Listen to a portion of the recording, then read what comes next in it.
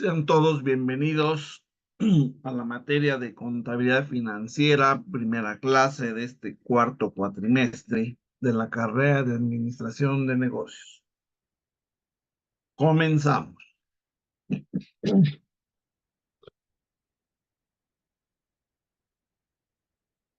Vamos a empezar ahora esta materia de contabilidad financiera, donde vamos a repasar algunos temas que ya hemos visto, ya se han visto en otras materias, pero que a lo mejor no recuerdan o no lo vieron, pero vamos a verlo de todos modos. Habrá puntos que ya los vimos, que a lo mejor lo tienen presentes, habrá otros que no, por lo que vamos a tratar de explicarlos como si no los hubiéramos visto. Por lo tanto, empezamos con lo que es definición de contabilidad financiera. Si nosotros empezamos a dividir la palabra contabilidad financiera, vamos a ver que ya tenemos una definición de lo que es contabilidad y ya tenemos aparte una definición de lo que es finanzas. Por lo tanto, si juntamos las dos, vamos a tener una definición también. Y si hablamos de lo que significa contabilidad, es registrar los movimientos o transacciones que hay dentro de una empresa en materia de dinero. Por lo tanto, eso es la contabilidad financiera, como dice aquí. Se encarga de registrar todas las transacciones, movimientos económicos de una empresa en forma ordenada. Así se pueden tomar decisiones basadas en números reales y se pueden presentar informes claros sobre la situación financiera de la empresa a quien lo necesite, como directivos o inversores. Recuerden que todo lo que tenga que ver con dinero pues, tiene que pasar por contabilidad. Contabilidad es la encargada de hacer los registros, ordenarlos y en su momento presentar informes para de ahí tomar decisiones. Pero ¿por qué es tan importante la contabilidad financiera? ¿Qué es lo que lo hace importante? Permite que los ejecutivos, dueños, encargados, gerentes, administradores entiendan cómo funcionan las finanzas de una empresa.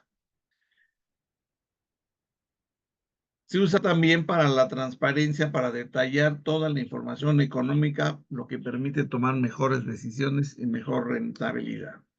En la medida que le demos el valor a la contabilidad, en esa misma medida vamos nosotros a poder sacar conclusiones y tomar decisiones sobre lo que nos presenta contabilidad. A fin de cuentas, todo lo que nos presenta contabilidad son los números de la empresa. Y en base a eso vamos nosotros a tomar decisiones. No podemos nosotros estar inventando o sacando conclusiones de nuestras corazonadas. Si tenemos un departamento de contabilidad que es el que registra, también es el que nos puede informar periódicamente de cómo va la situación de la empresa y en base a eso ir tomando acciones. Una de las importancias que aquí nos marca de la contabilidad financiera es optimizar los costos.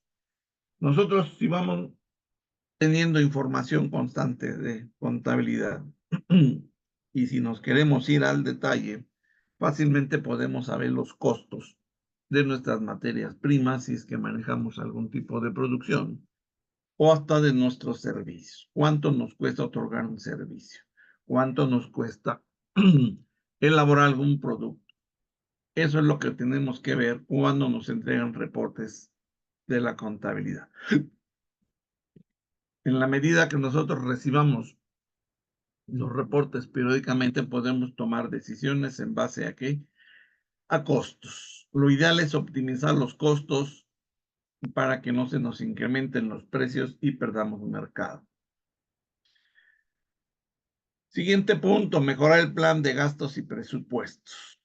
Obviamente es con los datos históricos que me presentaría contabilidad.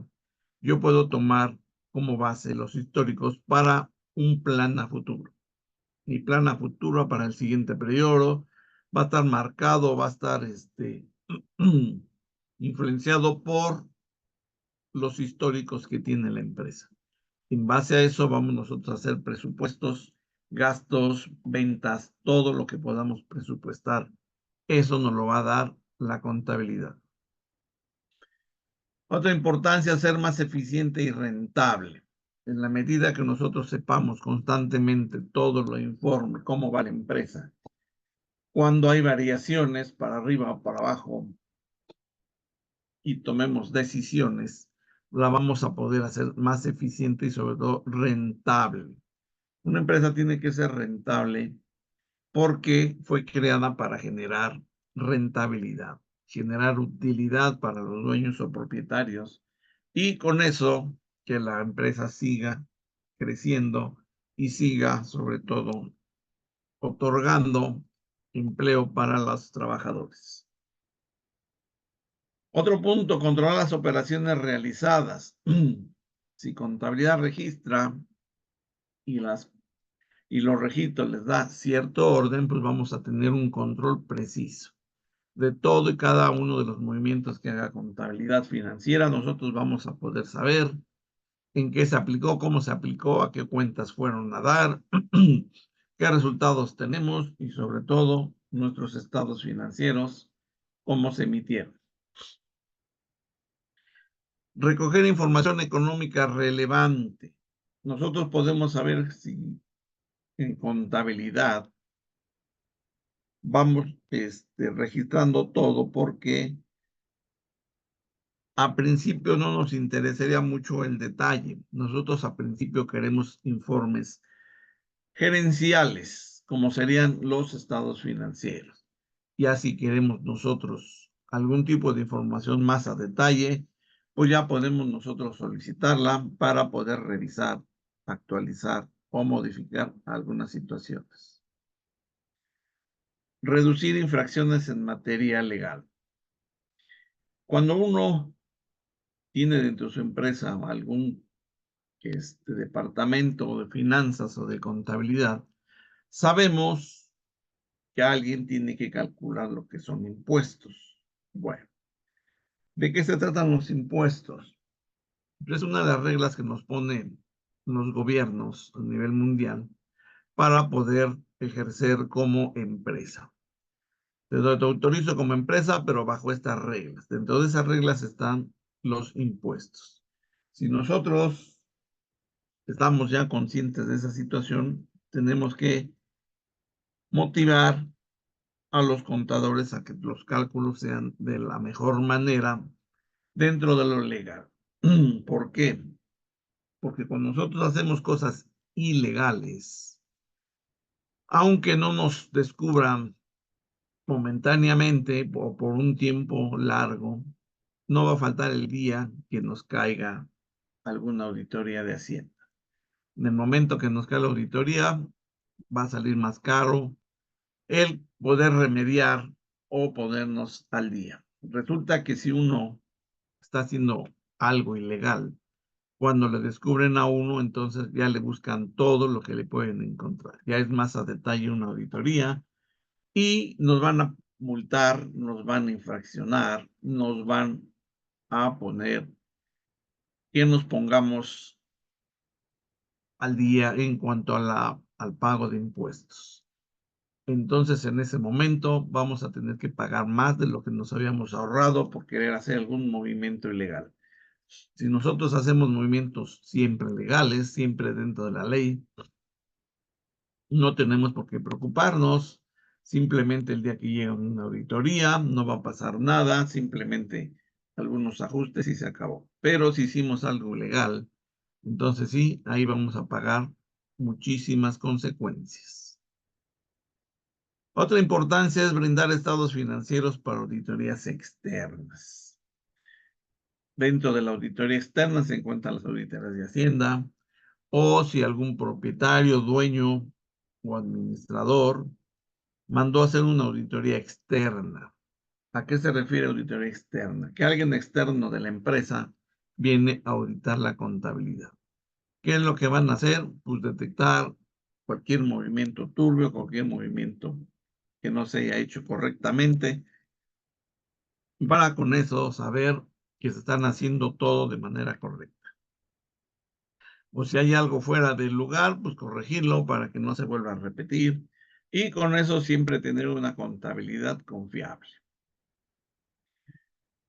Mantenerse alerta a la situación económica actual. Recuerden que nosotros vivimos en un país donde la influencia económica también afecta a las empresas. Como cualquier otro país, en cualquier parte del mundo, la economía mundial afecta siempre a la economía local. En este caso, en nuestro país, la economía,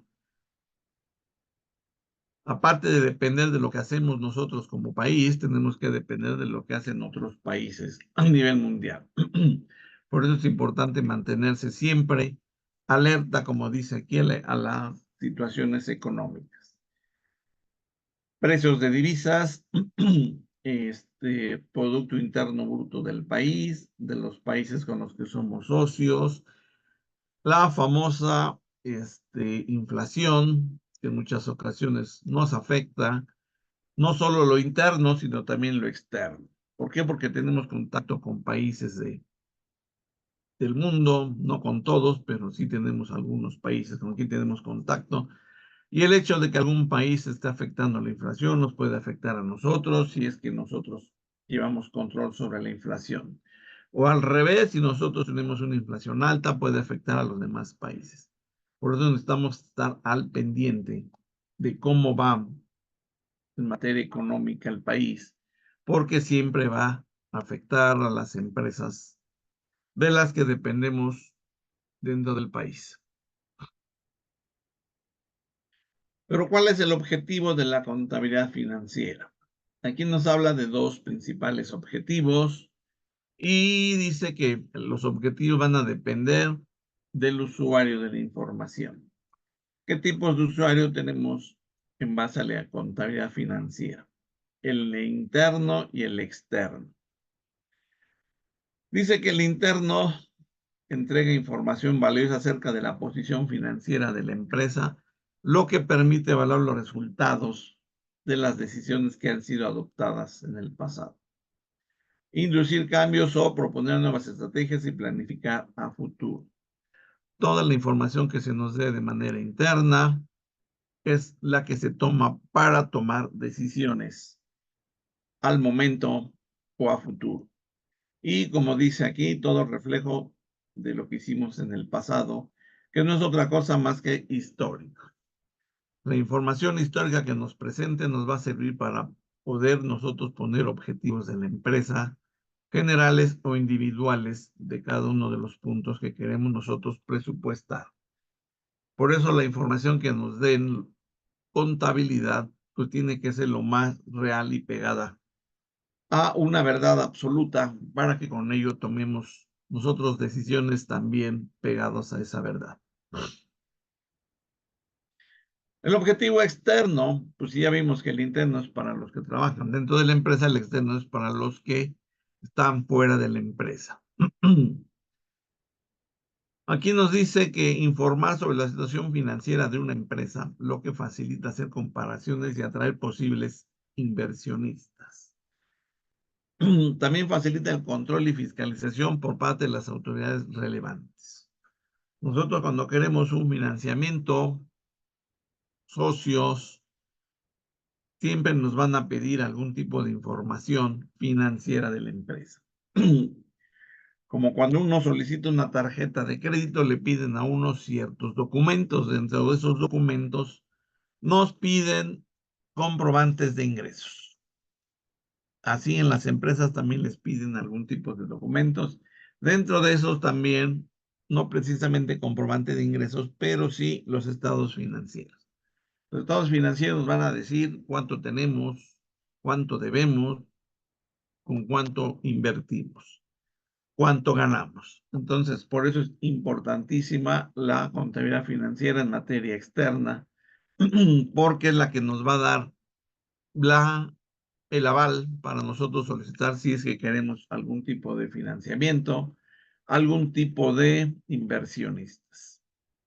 Y sobre todo, cuando nos cae alguna auditoría de alguna institución pública, pues nosotros tenemos ese tipo de contabilidad financiera para poder nosotros salvar ese momento cuando llega la auditoría de alguna institución pública.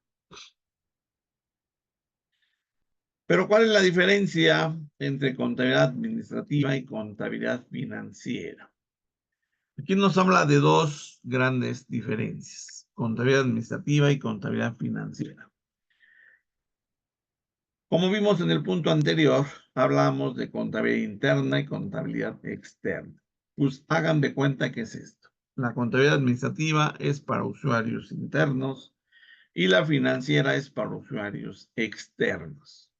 Por eso, si hablábamos ahorita de interna y externa, es enteramente lo mismo. La contabilidad administrativa dice proporciona información para usuarios internos y la financiera, pues para externos.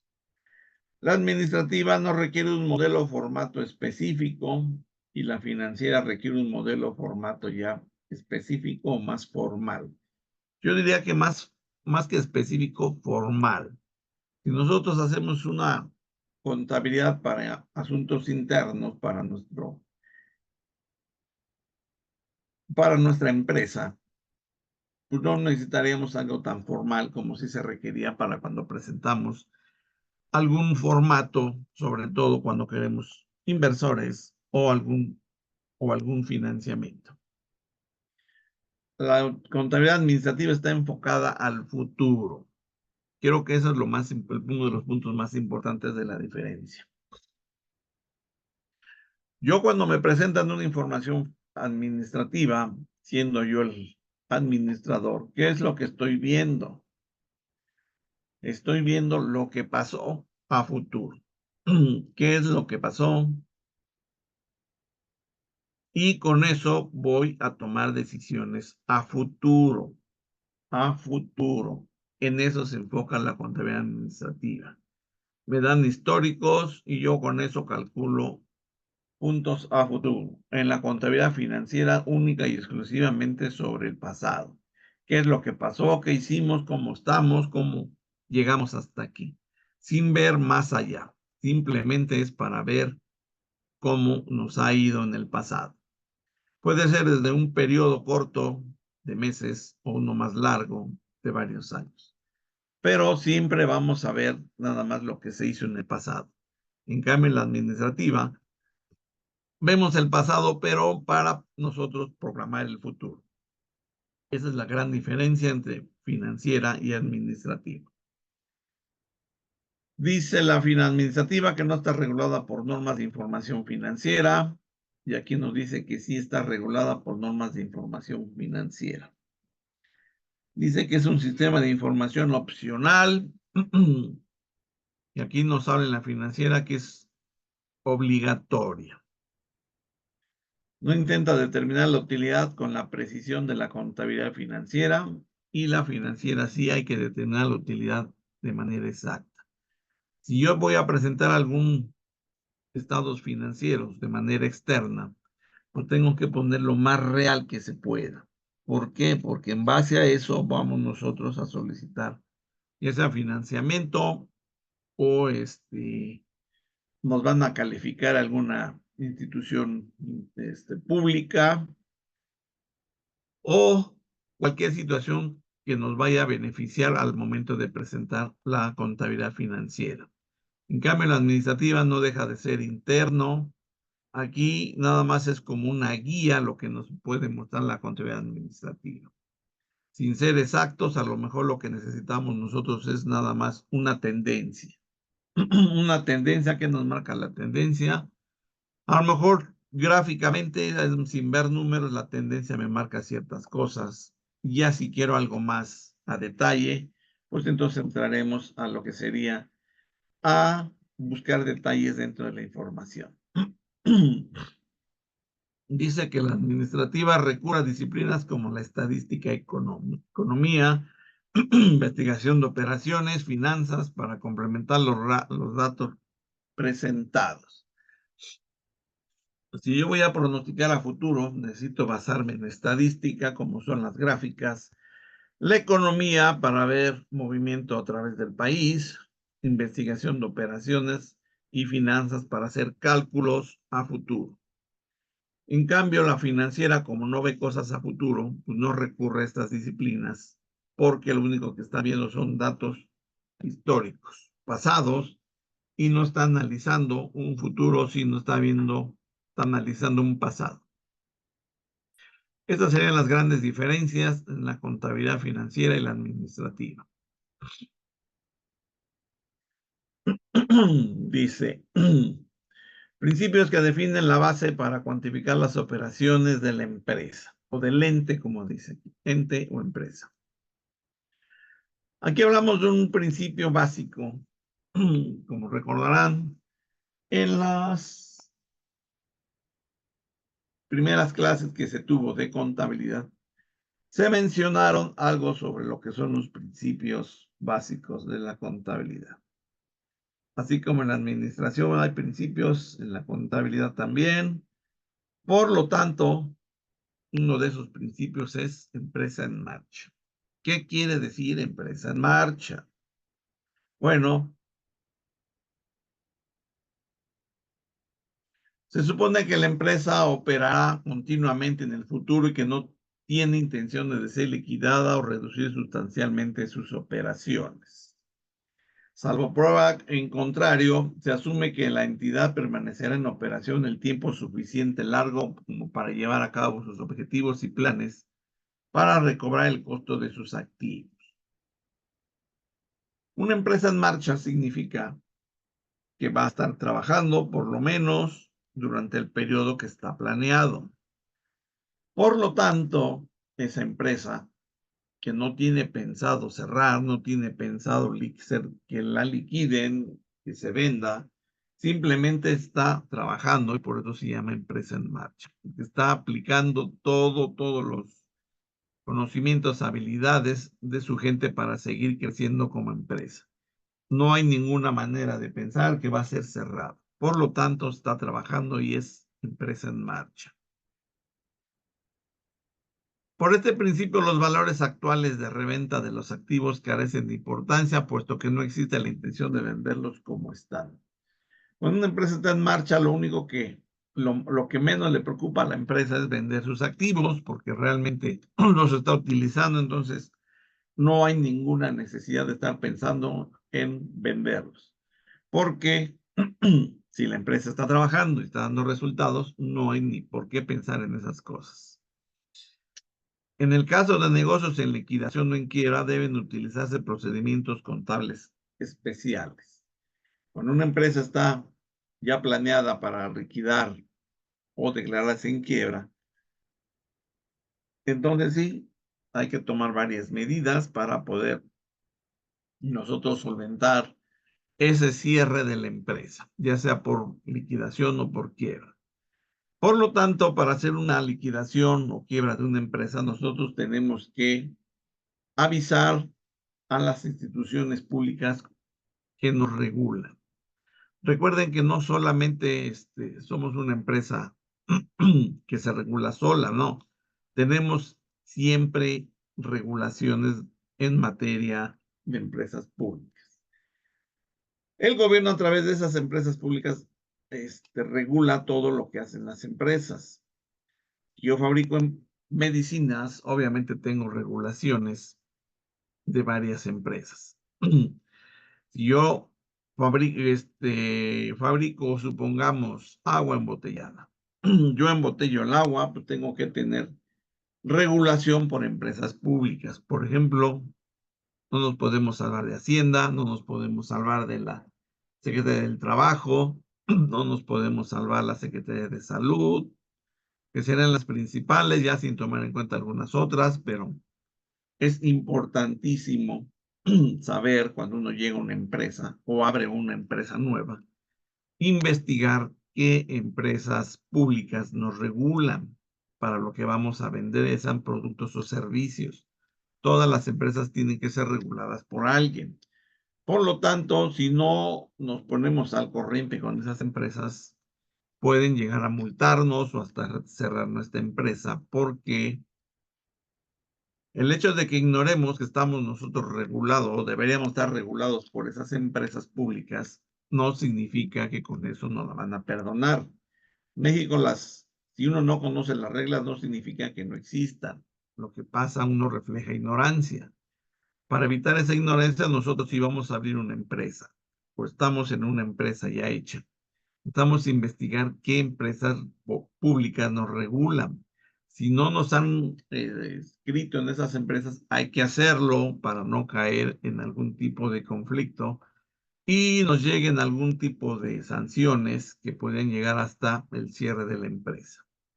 Por eso, si mi empresa está en marcha, necesito regularizarla en todos los aspectos para no tener problemas de materia legal.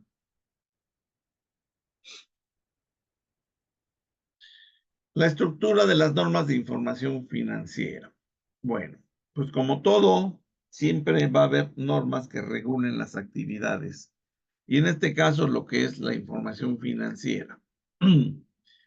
¿Cómo nos regula la información financiera? ¿Quiénes nos la regulan y por qué? Aquí nos dice que el famoso NIF o normas de información financiera son conjuntos de reglas generales y particulares que se necesitan para presentar la información financiera de una entidad. Para llevar a cabo una contabilidad necesitamos reglas. ¿Quién emite las reglas? ¿Quién emite las normas de información financiera? Ahorita lo vamos a ver. Estas normas es la que nos dice qué hacer, cómo presentar la información financiera de una empresa. Ahorita vamos a ver exactamente cómo se hace esto. Bueno, ya vimos que hay unas normas para la información financiera. ¿Pero quiénes las emiten? Pues aquí hablamos del Consejo Mexicano para el Desarrollo e Integración de Normas de Información Financiera.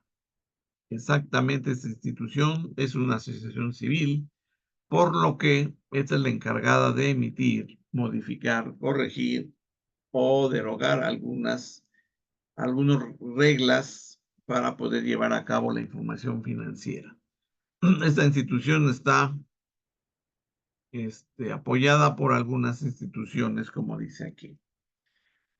Estas instituciones dice que son fundadoras, que son públicas y privadas, y se han juntado con el objetivo de que de generar eso, modificaciones, adecuaciones, actualizaciones, derogaciones de las reglas para poder nosotros presentar la información financiera.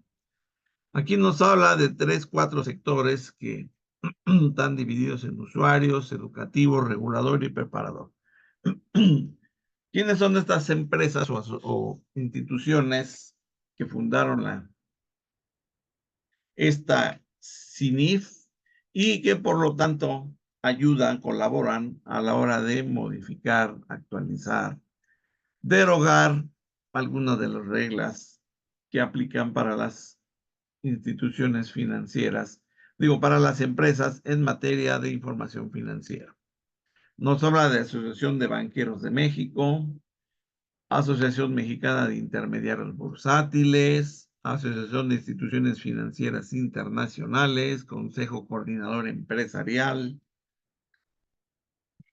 Asociación Nacional de Facultades y Escuelas de Contaduría y Administración, Bolsa Mexicana de Valores, Comisión Nacional Bancaria y de Valores, Comisión Nacional de Seguros y Finanzas, Instituto Mexicano de Contadores Públicos, Secretaría de Hacienda y Crédito Público, Secretaría de la Función Pública y el Instituto Mexicano de Ejecutivos de Finanzas. Si se fijan, todas estas instituciones tienen que ver algo con las empresas, tienen que ver algo con las contabilidades de las empresas. Son las que en algún momento pueden sugerir, pueden avisar, dar ideas para la actualización de las reglas de la información financiera.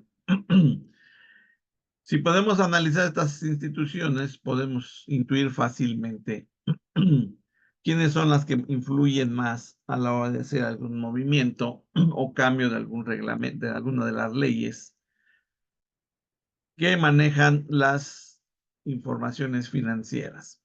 Podemos hablar de qué, de la Secretaría de Hacienda y Crédito Público, pues que es la encargada de exactamente de cuantificar, valorar y recibir los impuestos. Creo que otra sería el Instituto Mexicano de Contadores Públicos, que también sería muy apegada a esto. El Consejo Coordinador Empresarial, que no es otra cosa más que asociación de empresarios.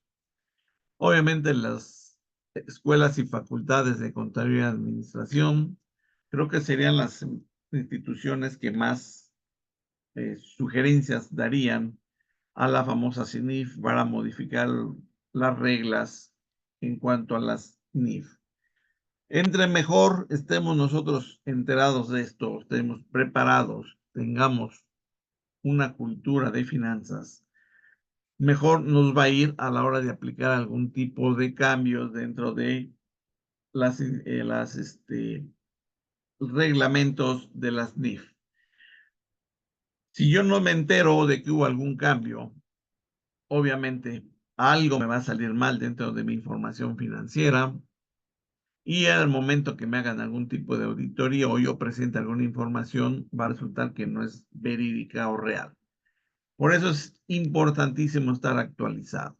Los contadores de cada empresa tienen que estar actualizándose constantemente en este tipo de situaciones, cambios, ajustes o lo que haya que ver con las famosas NIF.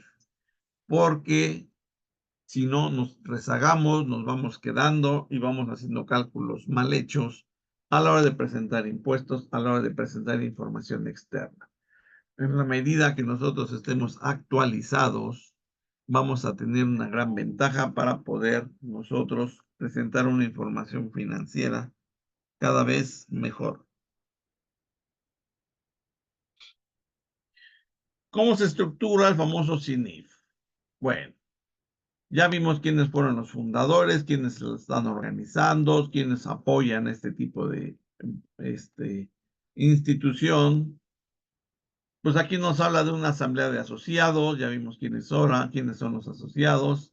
De ahí mismo se nombran comité de vigilancia, comité de nominaciones, para poder nosotros actualizar, para que esta institución se esté actualizando constantemente. Tenemos de ahí un consejo directivo, que son los que a fin de cuentas llevan las riendas, y dice que está formado por un comité técnico, un director ejecutivo, y a su vez todo eso forma un centro de investigación y desarrollo. En estos centros de investigación es donde se aplican o se sugieren los cambios, actualizaciones, modificaciones o derogaciones de las leyes que influyen en las famosas informaciones financieras. Aquí nos dice que las universidades, instituciones públicas y privadas, profesión contable, informa a enlace, comunicación y recomendaciones, asigna prioridades y proyectos.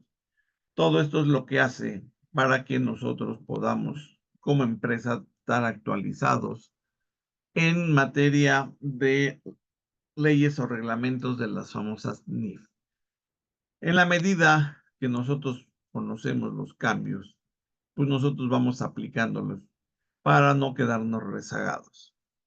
Es como cuando una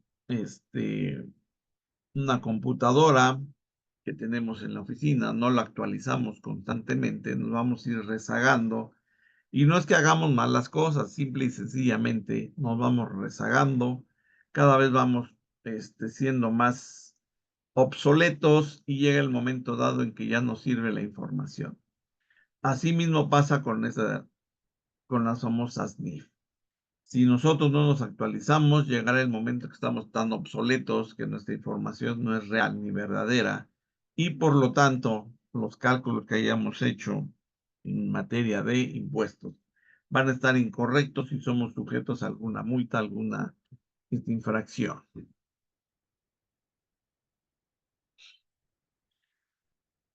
Bueno, ahora vamos a pasar a un tema que ya le hemos platicado, ya le hemos visto en otras materias, de lo que es la ética en nuestra contabilidad financiera. Las empresas, como recordarán, si lo vemos desde el punto de vista administrativo, está dividido por 5 áreas: recursos humanos, mercadotecnia, producción o servicios, sistemas y finanzas. Bueno, todos y cada uno de esas áreas pues, tiene sus diferencias con las demás. Pero hay algo que es igual en todas las áreas, pero tiene sus pequeñas diferencias con finanzas. La ética en la empresa. ¿Qué tanto puede afectar o no afectar una ética en una empresa? Bueno, si lo vemos desde el punto de vista valores, los valores que tenga cada persona que conforma la empresa y los valores que la misma empresa fomente, pues van a estar todos integrados. ¿Para qué? Para que la empresa se maneje en esos mismos valores. La idea es que las personas que trabajan en las empresas se manejen con sus valores propios y aparte con los de la empresa. Muchas ocasiones van a coincidir los valores de la empresa con los de que tiene uno como persona adquiridos desde niño. Este tipo de valores, obviamente, van a generar lo que sería la ética. Y si hablamos del departamento de contabilidad, pues con mucha más razón. Aquí nos dice que la ética en la contaduría es fundamental para la integridad, objetividad, confidencialidad y confianza de la información financiera. Si yo tengo un contador, contadora o departamento de contabilidad o finanzas y no tengo personas honestas, que no son íntegras, pues toda la información que me presente va a estar en duda. Por lo tanto, las decisiones que yo llegara a tomar como administrador, pues van a también estar en duda porque no van a ser las correctas, las ideales que realmente necesita mi empresa. Por lo tanto, yo necesito contadores, yo necesito financieros dentro de mi empresa que realmente tengan esa integridad y respeten la ética como tal. Si no tienen ética, no me sirven como trabajadores en una empresa y más en contabilidad, porque van a manejar números, van a manejar dinero, van a manejar lo que es la información de la que se toman decisiones. Si no se toman decisiones correctas, vamos a tener resultados incorrectos. Por lo tanto, debo yo tener la certeza de que quien me está registrando la información y me la está presentando debe de ser alguien objetivo. Si no, la verdad no me está sirviendo ni la persona o las personas ni la información. Dice que el contador público debe ser profesional íntegro que promueva el desarrollo económico y se apega al código de ética profesional. Cuando uno se titulaba en aquellos ayeres, no sé si todavía ahora, pero a uno lo hacían firmar y lo hacían presentar un juramento sobre el código de ética profesional de cada una de las carreras.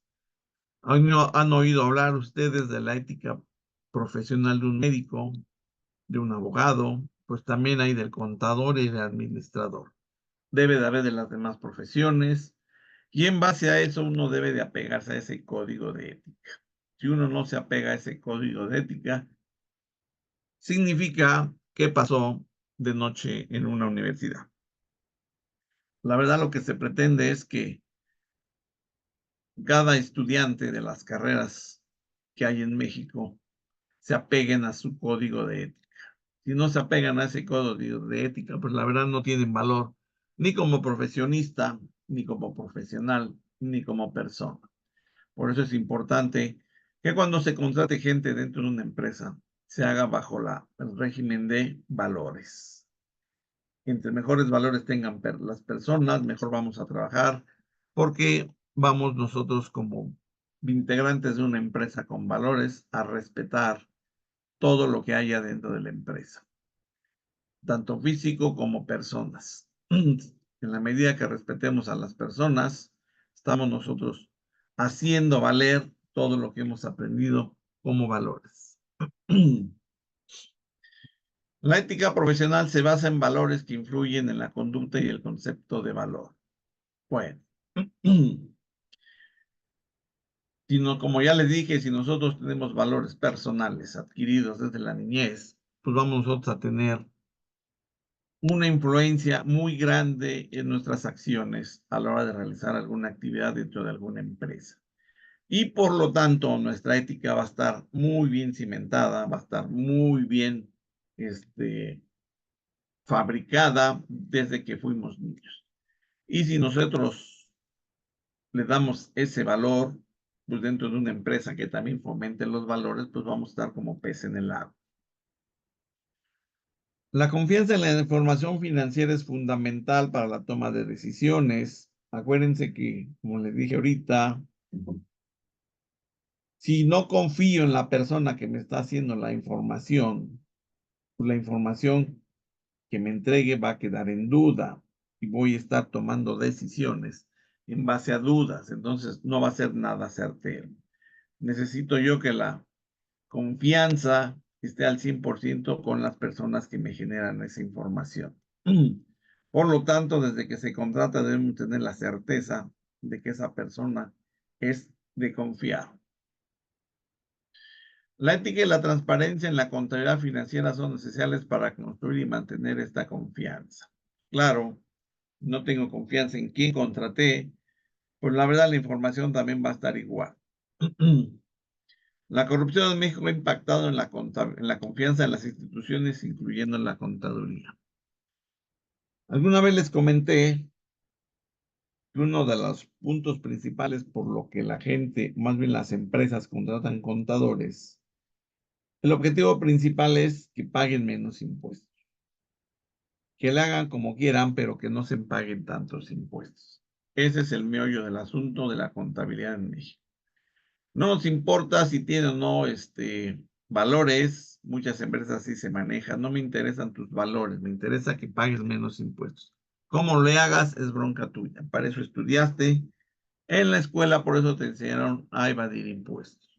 Cuando en la realidad lo que menos uno quiere es exactamente eso, generar gente, generar estudiantes con valores que los anden arrastrando con tal de complacer a alguien por no perder el trabajo. Creo que en México se presta mucho esas cosas y no es otra cosa más que fomentar la corrupción.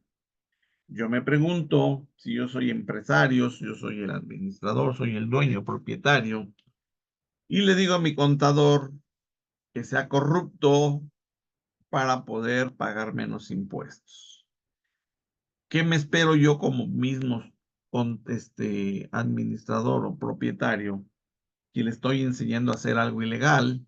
¿Yo qué me puedo esperar si ya le enseñé? A que conmigo sea legal, pero con los demás sea ilegal. Creo que estamos en una doble moral. Creo que lo importante es ser, si vamos a ser morales, en todos los sentidos de la palabra. Si voy a ser moral, significa que voy a trabajar con ética, tanto interna como externamente. Si voy a exigir que sean corruptos, pues ¿qué me espero yo también como administrador, como dueño? Si estoy enseñando a las personas de mi empresa a ser corruptas, pues obviamente conmigo también lo van a hacer. No tienen por qué excluirme cuando están aprendiendo algo que les estoy yo inculcando.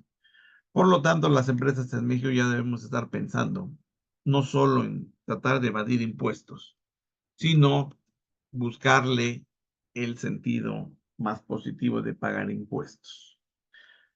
En los países del primer mundo, como Estados Unidos, Inglaterra, Francia, ¿qué es lo que hacen Canadá los empresarios a la hora de que pagan impuestos? Obviamente en cualquier parte del mundo los impuestos son terribles, nadie quiere pagarlos, pero la cosa es verlo desde un punto de vista distinto.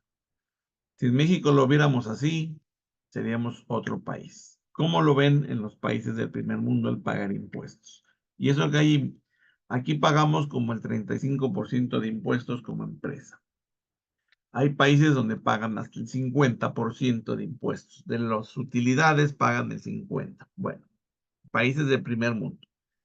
Pero ¿por qué permiten,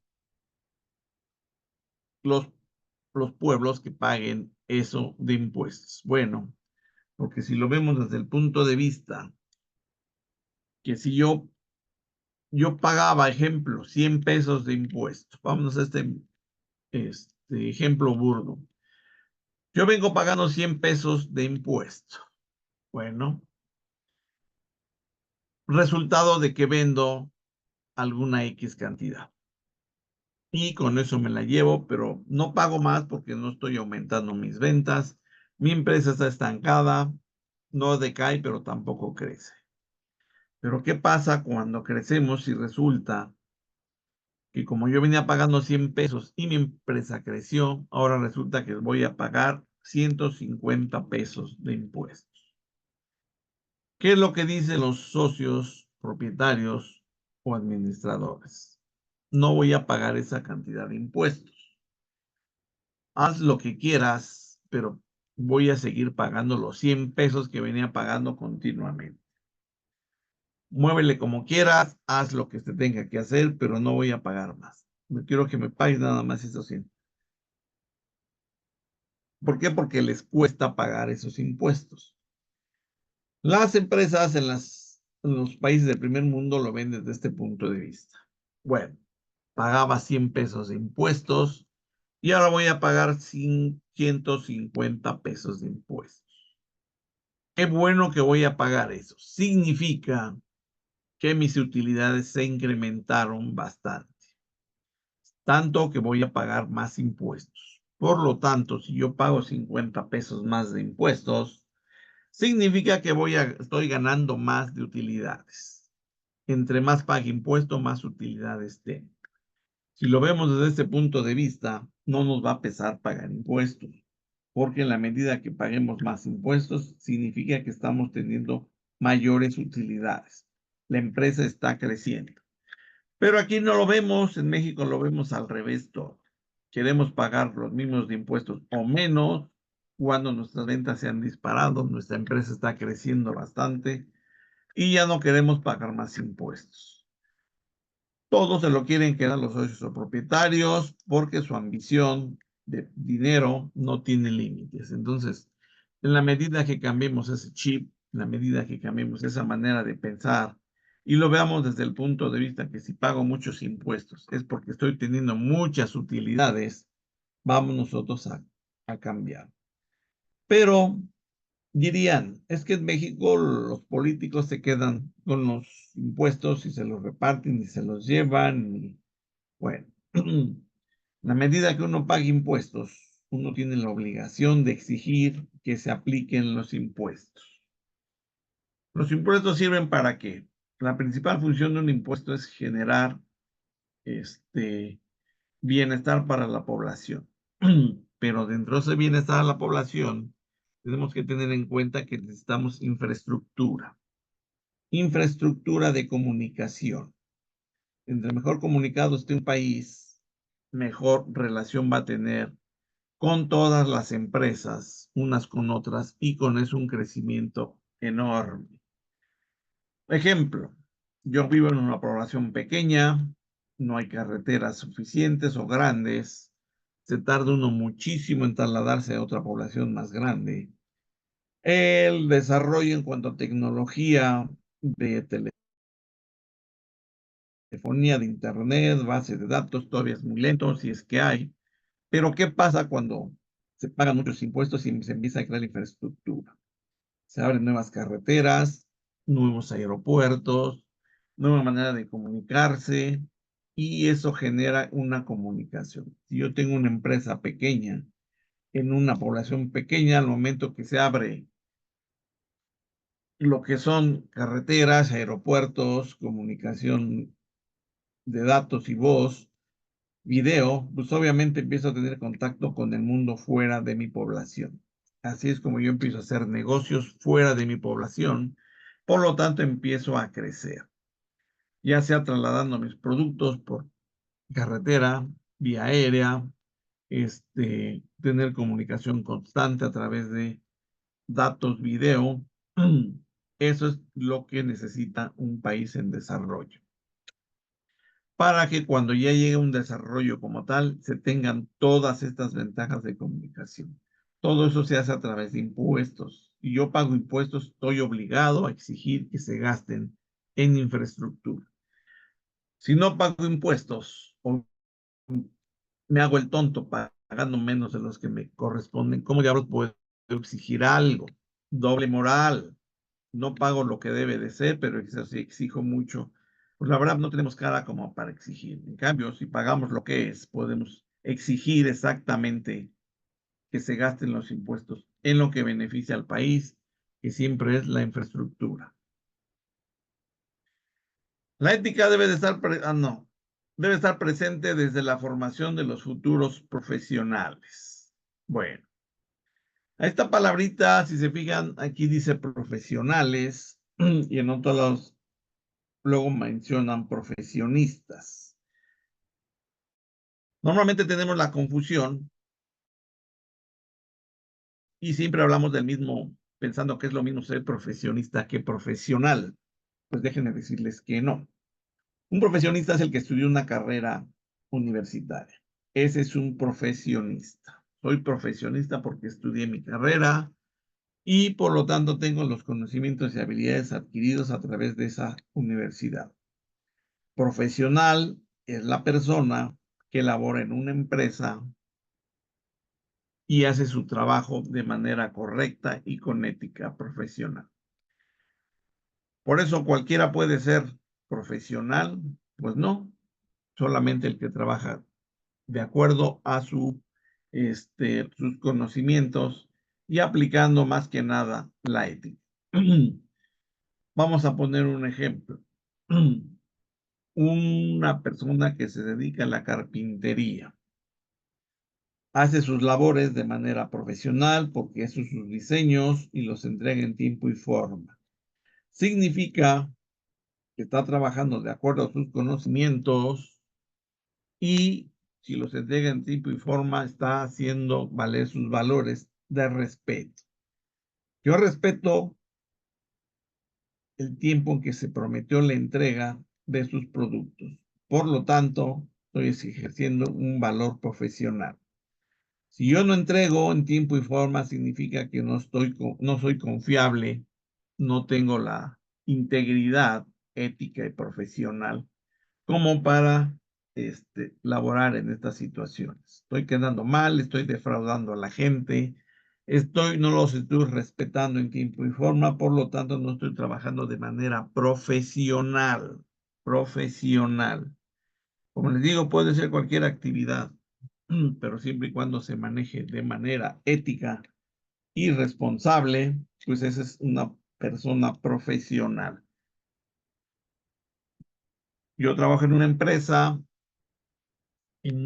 pongamos, estoy cubriendo una vacante de una zona administrativa, un área administrativa. Bueno, ¿cómo sé que soy una persona ética y sobre todo profesional en mi trabajo? ¿Por qué? Porque hago mi trabajo como debe de ser y lo entrego en tiempo y forma. Tiempo y forma. Significa que estoy respetando los tiempos y las formas y por lo tanto me distingue como una persona responsable y ética. Estoy respetando. Si no lo entrego, no estoy respetando, por lo tanto no soy digno de confianza. Eso hace que sea una persona no ética y menos profesional. Entonces, si queremos diferenciar entre lo profesional y el profesionista es una persona que acabó su carrera. Nada más. Profesional es quien trabaja de manera ética y responsable, aplicando los valores que hemos aprendido. Si no los aplicamos, no somos profesionales. Por lo tanto, para ser profesional necesitamos aplicar nuestros valores. Los contadores se enfrentan a situaciones de manipulación y fraude. Ya lo comentamos, los dueños siempre fomentan ese tipo de cosas, pero no les gusta que uno se las aplique al revés. Ya me enseñaste a hacer fraude, tú te lo voy a hacer a ti también, pero no te va a gustar. Entonces, doble moral que tenemos. Cuando vemos propietarios, administradores así. exigen una moral para unos y otra moral para otros. Es esencial que los contadores aspiren a hacer las cosas correctamente y utilicen las herramientas necesarias para expresar su desempeño laboral. Entre mejor trabajemos, entre mejor resolvamos situaciones, obviamente nuestro desempeño va a ser mejor y nos van a tachar como profesionales. Trabajas de manera profesional. La ética y la responsabilidad son conceptos fundamentales en la ética fiscal. Ya vimos, si nosotros como contadores o el que le toque ser contador trabaja de manera responsable, pues obviamente vamos a recibir mejores informaciones. Y entre mejor información tengamos, las decisiones son más apegadas a la realidad. Si nos olvidamos de la ética y el contador trabaja sin ética y sin responsabilidad, pues toda la información que nos diga va a estar en duda. La ética de lo fiscal y el ejercicio profesional deben tener un actuar ético para construir confianza y credibilidad. Pues ya lo que hemos estado viendo. Como conclusión nos dice, la conducta ética es vital para que los contadores actúen de manera honesta y sean confiables. La información que genera un contador debe ser confiable. Por lo tanto, necesitamos nosotros confiar en esas personas que están a cargo de lo que es la contabilidad. No por eso significa que vamos nosotros a dejar como administradores de supervisar. ¿Cómo se supervisa un contador? Pues como dicen por ahí, ensuciándose las manitas. Si yo soy el administrador, tengo que bajar con el contador, subir o donde esté ubicado contador, contadora o departamento de contabilidad y revisar. A ver, enséñame la contabilidad de tal mes. ¿Cómo la hiciste? ¿En base a qué? ¿Por qué esta decisión? ¿Quién autorizó esto? ¿Quién no lo autorizó? ¿Por qué lo hicieron? Está incompleto. ¿Cuándo lo vas a completar? ¿Por qué anotaste esto y no esta cantidad? ¿De dónde lo sacaste? Todas esas preguntas hay que hacerle a los contadores para que sepan que están bajo escrutinio del administrador. No nada más por el hecho de que sean contadores, no podemos nosotros meternos en sus cosas. Al contrario, quiero saber cómo lo hiciste y si hay alguna desviación, pues modificarla para que nosotros tomemos decisiones acertadas. Si la información que me dan nunca la reviso, nunca sé de qué se trata, nunca bajé a ver cómo la hicieron, tengo que confiar plenamente en lo que me dicen, pero siempre va a existir alguna duda. La duda en cuanto a que está bien hecho, está bien calculado. ¿Habrán tomado la mejor decisión en contabilidad?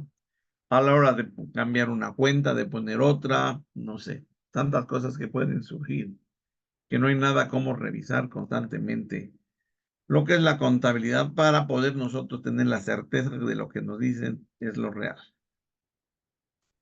El profesional de la contaduría debe tener un sistema de disciplina con responsabilidades legales, éticas y morales. Ya lo platicamos. Los contadores deben estar preparados para enfrentar una sociedad que debe aprender a ser ética. Bueno, normalmente los valores se aprenden muchísimo dentro de lo que es en casa. Se van aprendiendo. Con el paso del tiempo los va uno adquiriendo o los va uno revalorando, lo que es en escuelas, colegios, pues pasamos a educación media, como sería algún bachillerato, preparatoria, y al último en la universidad. Ya cuando estamos en la universidad damos por hecho todos los profesores que ya traen unos valores ya establecidos. Ya no hacemos mucho hincapié en eso, cuando debería ser todo lo contrario. Seguir nosotros como profesores en cualquier nivel haciendo hincapié en los valores. En la medida que todas las personas, sobre todo a nivel profesionista, acuérdense, profesionista que tiene una carrera, sale de su universidad con valores, creo que como profesores deberíamos sentirnos orgullosos de que realmente salen teniendo esos valores presentes y reforzados. Cuando uno le inculcan en casa valores, con el paso del tiempo uno los va filtrando. Uno va tomando unos como propios, otro los va desechando y otro los va modificando. No son los mismos valores que nos inculcaron con los que nosotros nos manejamos, porque tenemos ese proceso de ir filtrándolos. Entre más conocimiento tengamos, vamos a adquirir otros, vamos a modificar unos, pero se van a quedar algunos otros. Por lo tanto, si ahorita que estamos a nivel universidad, también los profesores tenemos una consigna, seguir y seguir y seguir insistiendo en los valores personales, para que estos sean aplicados en empresas a futuro y sea diseminado en esos valores en todos los que forman una empresa. En la medida que nosotros estemos manejando valores, estemos inculcándolos con los que vienen abajo de nosotros, como pueden ser hijos, nietos, sobrinos, todo el que esté rodeado de nosotros, inculcamos lo que es los valores, la ética, vamos a ir creando un país con valores y con ética. Y así como, ya no como personas, sino como país, vamos a ir creciendo siempre bajo el valor de que somos personas y todos merecemos respeto.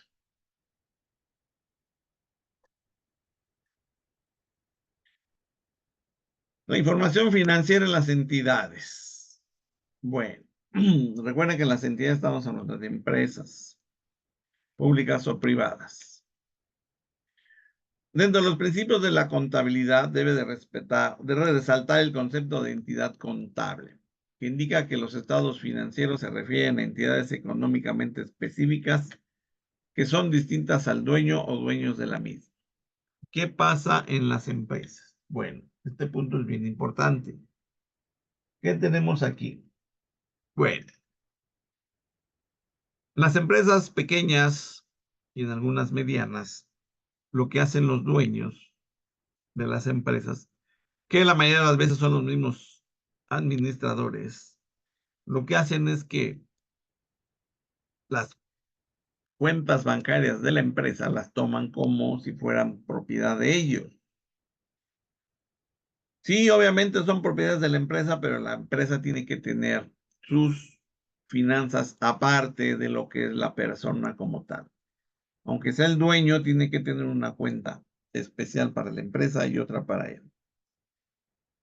Los movimientos que se hacen con esa cuenta bancaria empresarial de la empresa, pues deben ser única y exclusivamente para la empresa. No generar gastos y después meterlos como si fueran gastos de la empresa. Es lo que hacen la mayoría de los empresarios en México a esos niveles. Lo que hacen es exactamente eso. Generar gastos y todo meterlo a gastos como si fueran de la empresa cuando no tiene nada que ver. ¿Qué genera todo esto? Si yo genero gastos como dueño de la empresa, pues está correcto, pero si son personales y los meto como gastos de la empresa, se nos incrementa todo. No solo el pago de impuestos, que a lo mejor va a resultar menor, pues sí, pero los gastos otros se incrementan. Significa que no puedo hacer planes a futuro porque está alterado de manera dolosa. No puedo hacer planes a futuro porque la información está alterada. Esa información no es verídica de lo que sucedió en la empresa en esos periodos. Simplemente está alterada porque se me incrementaron gastos dentro de la empresa que no están contemplados. Y eso va a degenerar en qué, no solo en utilidades, sino, como les digo, en planeación. Yo no puedo planear a futuro de manera correcta porque todo está alterado, todo está modificado y por ende no hay manera de hacer un plan realista, ya que los gastos están completamente alterados. Eso es lo que hacen las empresas pequeñas y medianas empresas en algunos casos donde los dueños manejan las cuentas de la empresa como si fueran personales y todos sus gastos personales van a dar a la empresa. Entonces, eso altera los movimientos de la empresa. Para la Secretaría de Hacienda, aquí en México, hay dos clases de empresas: las empresas físicas y las empresas morales. Creo que ya todos tenemos conocimiento, pero vamos a dar un repaso. Las personas físicas son todas las empresas que tienen como propietaria una sola persona y comúnmente tiene el nombre de la empresa, el mismo nombre que tiene la persona. Se maneja con su nombre, no con un nombre propio específico, sino que con el nombre de la persona que está ejerciendo como propietario de la misma. Esta persona va a tener las mismas responsabilidades de pagar impuestos, pagar todas las responsabilidades y también todos los derechos que pudiera generar una empresa. La diferencia con las morales es que las morales tienen sociedades, están asociados con otras empresas, por lo tanto, ya no llevan el nombre propio de una sola persona. Tienen que poner un nombre diferenciado de otras empresas. Aquí tenemos el ejemplo que la persona física se llama Juan Pérez, pero si eso se asocia ya puede poner Grupo Pérez, Sociedad Anónima y Capital Variable. Y es una sociedad porque hay socios. Entonces, esa es la diferencia entre una persona física y una moral. Recuerden, la física es una persona, moral son dos o más socios que integran esa empresa. Pero la persona moral tiene que hacer un protocolo de sociedad con un notario público. La persona física nada más registrar todos sus asuntos como persona individual. La moral sí necesita hacer todo un protocolo para poder llegar a la empresa como tal.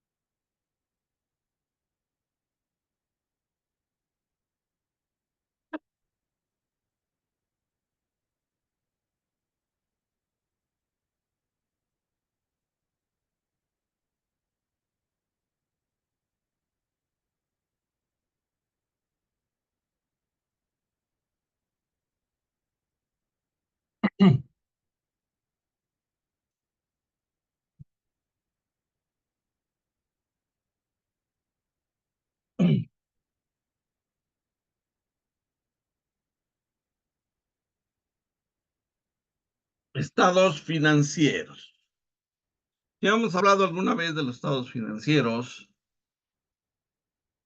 Y comentamos en alguna ocasión, los estados financieros es como si sacáramos una foto de la empresa en materia de finanzas. Le saco una foto a la empresa y esos son los estados financieros. Hasta el momento, estos son los resultados que tenemos de toda la información que hemos capturado en el departamento de contabilidad. Entonces, así están los datos. El objetivo de estos estados financieros es suministrar la información. ¿Para qué? Para tomar decisiones, acuérdense. Todo lo que nos den de datos es para tomar decisiones para una u otra cosa. Ya habíamos hablado del balance general, habíamos hecho algunos ejercicios de balance general. Bueno, dice que es un documento que informa sobre la situación financiera de la empresa en un momento concreto. Acuérdense de la foto. Presenta de forma gráfica la situación patrimonial de la empresa, todo lo que se tiene, como es el activo, todo lo que se debe, el pasivo, el valor y sus propiedades y derechos, su capital y las obligaciones con terceros. Así es, acuérdense cómo está dividido el balance general. Pasivo, acuérdense que está dividido en pasivo circulante, todo lo que podemos disponer de efectivo, está colocado de manera ordenada. Acuérdense que primero va caja, si es que hay algún tipo de caja, después banco. Conforme vayas a tener disponibilidades, como se va acomodando. Después de caja y bancos, tenemos casi siempre lo que son almacén o mercancías, clientes, o sea, lo que nos deben los clientes, lo que nos deben otros como deudores diversos, en fin, todo lo que tengamos como propiedad en efectivo, dinero de la empresa. Después viene el activo fijo o no corriente, que son todo lo que es patrimonio de la empresa en materia de bienes, muebles e inmuebles. Todo lo que es propiedad de la empresa en materia física. Alguna, oficinas, algún terreno, algún edificio, automóviles, camiones, camionetas, equipos de cómputo, equipos de producción, todo lo que se tenga que manejar dentro de una empresa son los activos fijos. Y después tenemos el activo diferido o diferentes activos, que ya son propiedad de la empresa, como pudieran ser nombre de la empresa, marca de la empresa, que casi siempre también se maneja lo que son patentes. Yo soy dueño de una patente, a lo mejor como empresa. Todo eso es algo intangible. Esos son los activos diferidos. Si nos vamos al pasivo, recuérdense que el pasivo son deudas. ¿Qué tipo de deudas? A corto y a largo plazo. El pasivo circulante son las deudas a menos de un año o a corto plazo. Pasivo no circulante o pasivo fijo son las deudas a largo plazo. Por último, tenemos el patrimonio, que incluye capital, con lo que empezó la empresa, se ha ido aumentando, disminuyendo. Y también tenemos cuando surgen utilidades actuales o de años pasados. Por eso es importante saber esto para pasar a lo que ya habíamos visto alguna vez, ver lo que son un ejemplo real de una balanza general. Aquí tenemos un ejemplo de una balanza emitida por por una computadora que tiene un programa contable. En el programa simplemente calculamos, metemos la información y solito nos va a generar, cuando se lo pidamos, este tipo de reportes o informes llamado balance general. Aquí podemos ver que está dividido en activo, pasivo y capital. Aquí de capital contable. El activo está dividido en circulante. Si se fijan, viene como lo estábamos comentando. Caja bancos. Aquí dice que tiene inversiones temporales. Mercancías o almacén. Clientes y deudores diversos. En el activo fijo nos dice que tenemos terrenos, edificios, mobiliario y equipo. Todo lo físico, patrimonio de la empresa. Tenemos otros activos diferidos o cargos diferidos, como dice aquí, gastos de organización, papelería y útiles, propaganda y publicidad, primas de seguro, todo lo que es propiedad de la empresa dentro de la misma. Si se fijan, yo compré a lo mejor, tengo gastos de organización porque hago diferentes eventos, esto es parte de la empresa. A lo mejor tengo ahí dentro de esos algunas mamparas, algunos impuestos semifijos que los pongo para hacer algún tipo de promoción. Papelería y útiles, todo lo que se ocupa en la empresa para poder laborar a manera administrativa. Propaganda y publicidad, pues todo lo que se genera para que se den a conocer nuestros productos o servicios. Primas de seguro, cuando tenemos contratados seguros para vehículos, para oficinas, para todo lo que sea propiedad de la empresa. Eso es todo lo que es el activo. Propiedades de la empresa dividido en circulante, fijo y diferido. Tenemos como pasivos circulante y pasivo fijo. Circulante es todo lo que debemos a menos de un año. Casi siempre los proveedores son a menos de un año porque todo lo que nos venden para como materia prima para nosotros, significa que debemos casi siempre es a 1 o 2 meses, dependiendo de los acuerdos que se hayan llegado. Nunca es más de un año porque el proveedor no le convendría. Otros documentos que tenemos por pagar también son pasivos porque le debemos a alguien ese dinero. A lo mejor le debo a alguien como parte de la compra de un terreno, un edificio, un vehículo, por eso se le debe ese dinero. Acreedores diversos, pedimos a lo mejor algún préstamo por ahí, por ello estamos nosotros debiendo este dinero y ahí está dentro del pasivo circulante porque es a menos de un año. Anticipo de clientes. Los clientes me dieron un anticipo de este dinero, por lo tanto, yo los debo si no les cumplo y y si les cumplo pasa a ser parte de la caja o bancos. Impuestos. Lo que yo tengo que pagar de impuestos también es un pasivo a corto plazo. ¿Por qué? Porque tengo que pagarlos rápidamente esos impuestos. En México se calculan cada mes los impuestos. Por lo menos tengo que pagar cada mes. Tenemos como fijo hipotecas por pagar. Resulta que está hipotecado, yo creo que el edificio que está marcado aquí o el terreno. Por lo tanto, debo esa cantidad y como es a más de un año, pues es como activo, como pasivo fijo.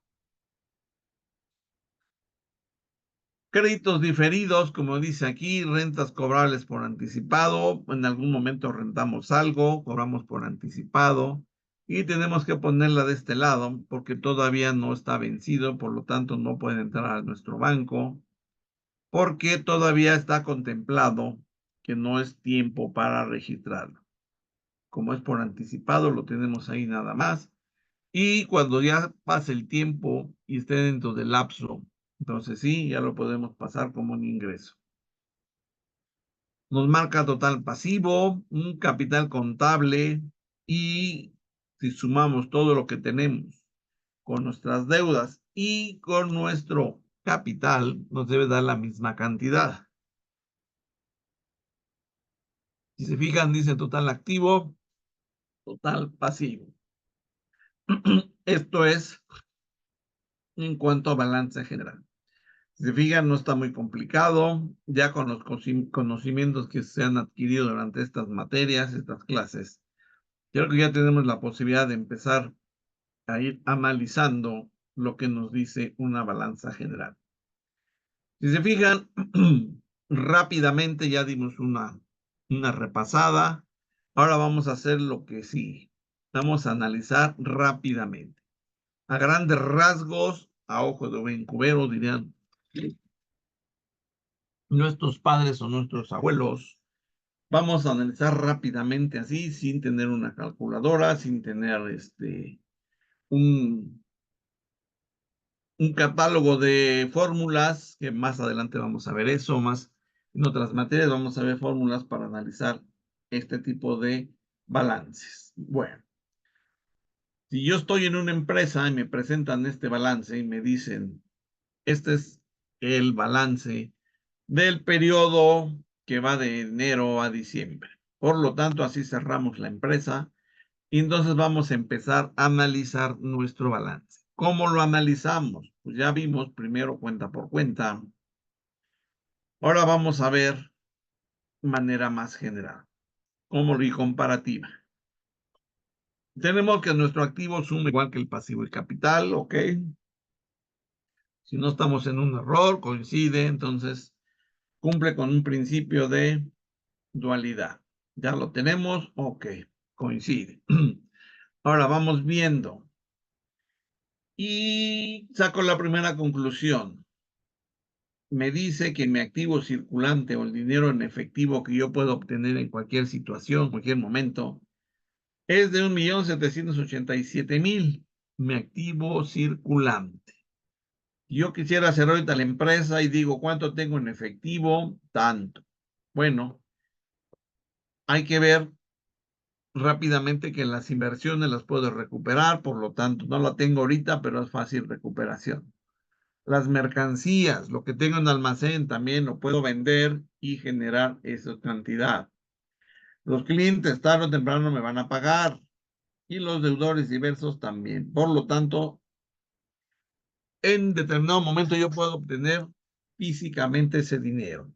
1.787.000. Pero vámonos a nuestro pasivo circulante. Nos dice que le debo a los proveedores, documentos, acreedores, todo lo que debo en menos de un año son 875.000. Si yo hago un cálculo rápido y digo, a ver, lo que tengo de efectivo puede pagar fácilmente lo que debo a corto plazo. Todas mis deudas las puedo cubrir con el dinero que tengo en efectivo, que puedo disponer de. Y todavía me sobran como 900.000 pesos. Entonces, significa que tengo más de lo que debo. Por lo tanto, es hasta el momento es una empresa sana. Es sana porque tengo más de lo que debo. Si nos vamos al activo fijo, tengo casi 2 millones. Y cuando en pasivo fijo nada más debo 170.000. Por lo tanto, tengo suficiente como para pagar. A lo mejor debo como el 10% de lo que tengo en fijo. Vámonos siguiendo comparándonos. Créditos diferidos con cargos diferidos o activo diferido. Tengo 115 y debo 105, por lo tanto también tengo disponibilidad. ¿Qué pasa si digo, bueno, vamos a sumar todo el pasivo y todo el capital? Todo el pasivo me dice que debo 1.150.000. Pero todo mi activo son 3.870.000. Como un 40% de lo que tengo es lo que debo. Así de fácil y sencillo, ya hicimos un análisis rápidamente de lo que debo con lo que tengo. Tengo más de lo que debo, por lo tanto, una empresa muy sana. Ahora vámonos en otros aspectos. Me dice, a proveedores, según mis deudas, a proveedores les debo 320.000 que tengo que pagar próximamente. Por lo tanto, estoy trabajando con su dinero. No sé si por un mes, 2 meses, pero estoy trabajando con ese dinero hasta que no lo pague. Pero me dice que lo que debo es más o menos la mitad de lo que tengo en mi almacén. Mi almacén es 650 y lo que debo son 320. La mitad de mi almacén la debo. Significa que tengo que mover ese almacén para poder generar en base a lo que debo. Debo la mitad de mi almacén, por lo tanto, para que me beneficie, tengo que generar beneficios de esos 320.000. Estoy trabajando con dinero ajeno, la mitad de mi almacén. Documentos por pagar, acreedores, me dice que son como 335,000 lo que les debo. Bueno, si se fijan, en bancos tengo para pagar eso, pero también, entre más tiempo pase, más tiempo trabajo con ese dinero. Puedo yo sacar beneficios de todo lo que debo, de ese 1,150,000, puedo yo aprovechar y generar para que en forma real yo deba menos. ¿Cómo puedo generar eso? Fíjense. Me dice que al proveedor le debo 320 y lo tengo en mi almacén. Yo tengo que ser hábil para que ese movimiento de almacén sea rápido y generar beneficios. A lo mejor, a la hora de vender, la diferencia entre la venta y la mercancía, de esos 320,000 pesos, me van a generar algo. Pongamos que me generan 20,000 pesos en un mes. El hecho de yo trabajar con los 320,000 me da 20,000 pesos. En números reales, ¿cuánto le debería yo al proveedor? Porque con su dinero generé 20. Yo le debería 300 en términos reales. En papel le debo lo mismo, pero como con su dinero que yo tengo transformado en materias primas, generé 20. Entonces ya nada más le debo 300 reales. Vamos a verlo desde este punto de vista. Yo vendí las mercancías no en 320, 340. Ya con esos 320 generé los 20,000. Guardo mis 320, me quedo con 20. Ahora, ¿cuánto necesito para pagarle al proveedor? Pues nada más 300. Significa de que mi banco nada más necesito 300 para pagarle al proveedor. Ahí es donde viene el ahorro. Generé dinero de mis proveedores echando a trabajar ese dinero. Por lo tanto, ya no le debo 320. En el ejemplo que estamos manejando, nada más le debo 300 de mi banco. Porque de el dinero que usé de ellos, saqué 20,000. Entonces, en términos reales, nada más le debo 300. Y así con cada parte del pasivo, puedo yo, usándolo y manejándolo. Por lo tanto, si lo sé manejar bien, lo sé usar de manera correcta, genero beneficios para mi empresa y por lo tanto, van a ser las deudas en términos reales menores a lo que realmente debo. ¿Por qué? Porque estoy generando de ese dinero que estoy usando. Lo mismo pasa con los clientes. Yo soy proveedor de los clientes. Por lo tanto, ellos me están manejando 135,000, están trabajando con mi dinero que me deben. Ese dinero, en lugar de tenerlo yo y usarlo y manejarlo, sacarle beneficio, lo están sacando a beneficio los clientes. Entonces, es lo mismo que pasa, pero al revés. Ahora ese dinero me lo están usando y están sacando beneficios. Pero aquí la diferencia es que los clientes me deben muy poco en relación a lo que le debo yo al proveedor. El cliente me debe 135 y yo al proveedor 320. Menos de la mitad me deben los clientes. Por lo tanto, también los clientes que yo tengo son muy dados a pagar en tiempo y forma. Así que este tipo de clientes, la verdad, son muy buenos porque siempre pagan y no usan mi dinero más allá de lo que está establecido en contrato. Nuestros terrenos, edificios y equipos, necesitamos ver en qué situación están en cuanto a depreciaciones. Recuerden que cada activo fijo se va depreciando, se va perdiendo valor en libros, no en materia comercial, en libros. Si yo compro un carro, a lo mejor en 5 o 6 años ya no vale nada en libros, vale 0. Comercial puede valer lo que pudiera tener un carro comercial. Lo mismo pasa con terrenos, edificios y inmobiliario. A lo mejor el terreno dice que vale 600. Hay que ver cuánto nos costó y si ya se ha depreciado y cuánto tiempo lleva depreciándose. Normalmente esos terrenos y edificios son a largo plazo, van de a lo mejor de 15 a 20 años de depreciación. Hay que ver en cuánto tiempo llevan, cuánto tiempo les falta para tomar medidas en cuanto al tiempo. Mobiliario y equipo, si es de cómputo, casi siempre en un año se puede depreciar todo. Pero ¿qué es la depreciación? Recuperación de la inversión. Yo tengo un terreno que cuesta 600, a lo mejor yo quiero recuperarlo en un solo año, pero Hacienda me dice, no, no puedes hacerlo. Tienes que recuperarlo en 15, 20 años. Entonces, el valor lo divide uno en todos los años que está autorizado según Hacienda, y así como le va quitando uno valor en libros año con año, y va valiendo menos en libros. Llega el momento dado en que valen cero o valen una cantidad mínima, por lo que en libros ya no tiene valor, ya no podemos depreciar, por lo tanto no podemos recuperar pagando menos impuestos. En la medida que dejemos de depreciar, vamos a ir pagando más impuestos porque los impuestos están formados por los ingresos menos nuestras depreciaciones. Todos nuestros ingresos le quito egresos, dentro de esos egresos está la depreciación. Y entre más depreciación, menos impuestos pago. Pero para tener depreciación necesito yo tener activo fijo actualizado. En la medida que está actualizado, pues las depreciaciones van a tener un valor.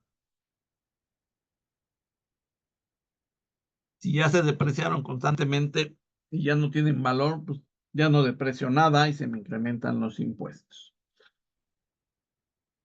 Si se fijan, así podemos ir analizando constantemente los puntos más importantes. Aquí ya vimos, estuvimos revisando, analizando, sin hacer muchos cálculos, sin ser precisos, simplemente sacando información rápida y concisa para tomar decisiones rápidas. En la medida que tomemos decisiones muy rápido, si nos llegamos a equivocar, nos vamos a equivocar rapidísimo. Por lo tanto, podemos modificar rápidamente. Si no tomamos esas medidas, entre más lento tomemos decisiones, más tiempo vamos a corregir algo, en más tiempo vamos a corregir lo que haya que corregir. Así es como podemos analizar rápidamente una balanza. En la medida que analicemos una balanza, vamos nosotros adquiriendo habilidad para tomar decisiones. El otro punto es el estado de resultados. El otro estado financiero, estado de resultados, también conocido como estado de ganancias o pérdidas. Aquí dice y pérdidas, pero debe ser o pérdidas.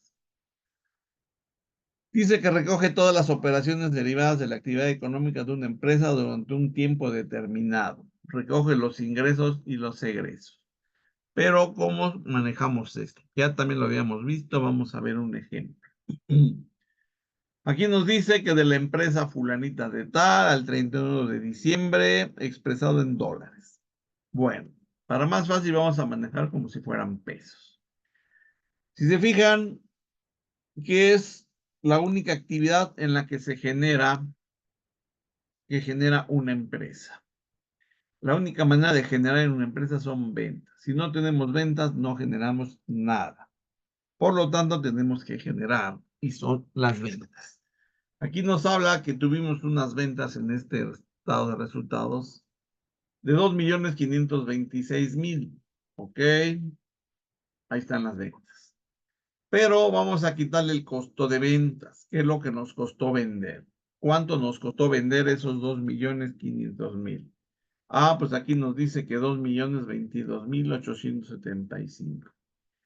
Si se fijan, a las ventas hay que quitarle el costo de ventas y nos va a dar una utilidad bruta en ventas de 503.125. Pero también dice que tuvimos gastos de ventas, no solo costos, sino gastos, algo que no se recupera, algo que no es inversión. Nos habla de sueldos, mantenimiento, depreciación y servicios básicos. Todo esto hay que quitarlo y después hay que quitarle también gastos administrativos, sueldos, impuestos y gastos de gestión. Y aparte, vamos a quitarle los gastos financieros.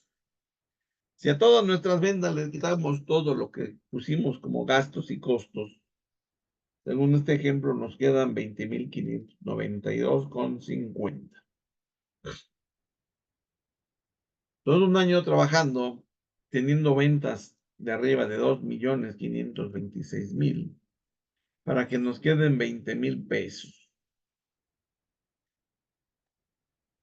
Si analizamos rápidamente, a ojo de buen cubero, nos damos cuenta que el resultado, las utilidades de 20,592 corresponden nada más al 1% de nuestras ventas aproximadamente. Al 1% de nuestras ventas. La verdad, no es nada esta empresa realmente, dependiendo de la actividad que se realice, pero aún así es muy baja la utilidad. El 1% no, pues no alcanza como para nada. Entonces, la verdad no es redituable porque si hacemos cálculos de lo que gané con lo que invertí, pues no. Si estoy teniendo el 1% de lo que vendí como utilidad, no es redituable. Aquí lo que procede es analizar a detalle.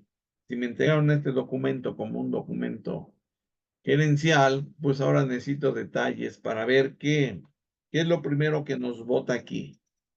¿Qué tenemos que revisar a detalle para ver de qué está compuesto? Si se fijan, el mayor gasto es costo de ventas, que son más de 2 millones de lo que marca aquí. Por lo tanto, necesito yo revisar qué incluye ese costo de ventas. ¿Por qué es tan elevado? ¿Por qué nada más nos deja 500,000 pesos a la hora de deducir los demás gastos y costos? ¿Qué incluye ese costo de ventas? ¿Cómo podemos reducirlo para poder incrementar las utilidades? No es posible que se absorba todo esto, un costo de ventas. Y seguimos analizando lo demás. Sueldos y salarios. Nos dice que sumados los gastos de venta y administrativos, nos da arriba de 450,000 pesos. 450,000 cuando estoy teniendo nada más un resultado de 20,000. Hay que ver qué tipo de gente está trabajando, por qué se les paga tanto, si es que se está pagando mucho, qué cantidad de gente hay, es redituable toda la cantidad de gente o hay que disminuir. Mantenimiento, más del 50%, el 60% de lo que gané lo pago en mantenimiento. O sea, pues tampoco está muy elevado. Nos vamos a los demás gastos, que si los sumamos también es un porcentaje muy alto en relación a nuestras ganancias. Por lo tanto, necesito yo como administrador revisar todas y cada una de estas cuentas para saber realmente dónde puedo modificar, dónde puedo alterar para que las utilidades se incrementen y no sean tan paupérrimas como dice aquí. En este ejemplo está muy bien delimitado que no podemos vender tanto y tener tan pocas utilidades. Creo que ninguna empresa podría darse estos lujos. Estado de flujos de efectivo. Bueno, ese es el tercer estado financiero de la empresa. ¿De qué se trata este estado de flujos de efectivo? Es todo lo que entra y todo lo que sale del dinero en la empresa. Hay que registrarlo en un estado de flujos de efectivo. Diario entra dinero, diario sale. Por lo tanto, necesitamos estar registrando continuamente, diariamente, y hacer un conglomerado cada mes. ¿Pero por qué cada mes? Porque es más fácil que estar revisando el día a día. Si yo reviso día a día, pues me va a complicar más, pero si lo reviso cada mes, puedo tomar yo decisiones rápidamente. Vamos a ver el ejemplo de acá. ¿Qué nos dice el flujo de efectivo? Bueno, como vemos, viene dividido en meses, ya como normalmente se debe presentar en meses, aunque si lo queremos diario, deben de tenerse en diario. Y así ir registrando lo que entra y lo que sale, lo que nos queda, para poder ahí tomar decisiones. Nos dice que en diciembre el estado de flujo cerró con 1,000 pesos. 31 de diciembre, cuando se cerró el periodo, se cerró con 1,000 pesos. ¿Qué pasa? Pues ese cierre va a iniciar en enero. En enero se inició con 1,000 pesos, que fue con lo que se terminó diciembre. De ahí nos vamos a los ingresos. Acuérdense que las empresas casi siempre son, más bien, siempre el mayor porcentaje de ingresos es venta. Podemos tener otros ingresos, pero son mínimos. Pero por ventas es el 99% de los ingresos. Y dice que en enero tuvimos ventas por 1,000 pesos. Bueno, con los 1,000 que teníamos, pues ya deberíamos tener 2,000. Pero se hicieron gastos. ¿Qué gastos se hicieron? Sueldos y salarios, se hicieron compras, a lo mejor de almacén, materia prima. Se tuvieron gastos generales y no se tuvieron gastos de capital. Por lo tanto, nuestro total de ingresos fueron 1,000 pesos. 1,000 pesos que teníamos, 1,000 pesos que es de ventas, le quitamos 800 y nos quedan 1,200. Ok, cerramos el mes de enero con 1,200 pesos, que es con lo mismo que vamos a abrir febrero. Viene febrero y necesitamos 1,200. Tuvimos ventas de 1,100, ya tenemos 2,300. Perfecto, vamos bien. Pero resulta que tuvimos sueldos y salarios de 500, compras 400, gastos generales 500. Total gastos de 1,400 y nos quedan 900. Esos 900 es con lo que empezamos marzo. Tuvimos ventas de 1,200, siguen aumentando ventas. Deberíamos tener 2,100, pero se tuvieron gastos de 2,400. Se incrementaron fuertísimos los gastos. Ahora resulta que en lugar de tener, ya debo 300 pesos como flujo de efectivo al cierre de marzo. Ya estamos trabajando con números rojos. Cuidado, ojo, alerta, alerta roja, números rojos. Prohibido manejar números rojos en cualquier empresa. Bueno, pues ya cerramos abril con deuda de 300. Con eso, digo marzo, con eso abrimos abril. Tuvimos ventas 1,300, se siguen incrementando. Y si le quitamos los 300 que debíamos, ya nada más tenemos como total de ingresos 1,000. Pero resulta que tuvimos gastos por 1,100 pesos. Y ahora en lugar de deber 300, debemos 100. Seguimos con números rojos.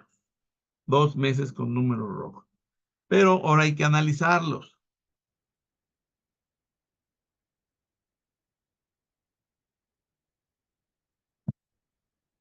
Hay que analizar completamente nuestro estado de flujos de efectivo.